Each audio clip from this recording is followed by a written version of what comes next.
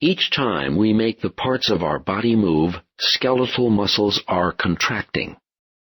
Skeletal muscle is the type of muscle responsible for the voluntary movements of the body.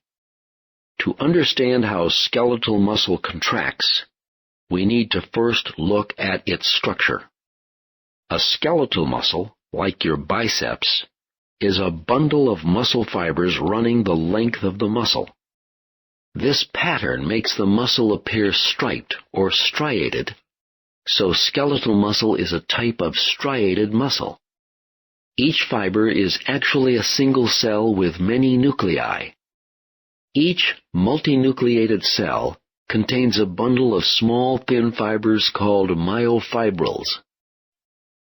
Each myofibril is made up of two types of thread-like myofilaments, thick and thin. A thick filament is composed of a staggered array of myosin proteins, each with a globular head and a long tail. A thin filament consists of two strands of the protein actin and one strand of tropomyosin, a regulatory protein. The arrangement of the myofilaments creates a repeating functional unit called a sarcomere. Each region of the sarcomere has a specific name. The borders on each side of a sarcomere are called Z lines. Only thin filaments attach to the Z lines. Between two thin filaments is a thick filament centered within the sarcomere. The length of the thick filament is called the A band. When the muscle is at rest, the thick and thin filaments don't overlap completely. Next to the Z lines is a region where there are only thin filaments called the I band. The center of the sarcomere, where there is only thick filament, is called the H zone. We'll see in a moment how the structure of the sarcomere is the key to muscle contraction.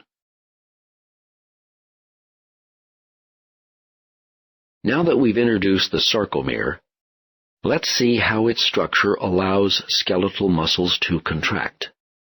In order for a skeletal muscle to contract, the muscle's sarcomeres must contract. When a sarcomere contracts, the distance between the Z lines becomes shorter. The lengths of the individual filaments stay the same, but they move past each other and the region of overlap increases. The I bands, regions of only thin filaments, shorten. And the H zone, the region of only thick filaments, disappears. The sliding of the filaments occurs because of interactions between the thin filament actin strands and the thick filament myosin heads.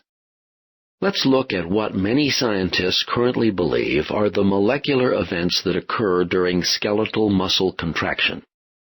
The myosin head takes two shapes, a high-energy conformation and a low-energy conformation. An ATP molecule binds to the low-energy conformation. When the ATP is hydrolyzed to form ADP and a phosphate, the head changes shape into the high-energy conformation. The high-energy myosin head binds to a specific site on an actin molecule. ADP and the phosphate are released, and the myosin head changes shape back to the low-energy conformation.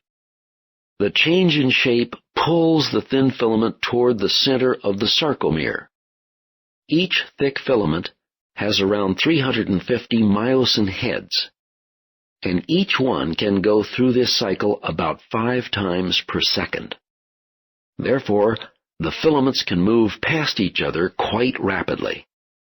A skeletal muscle cell stores enough ATP for only a few contractions.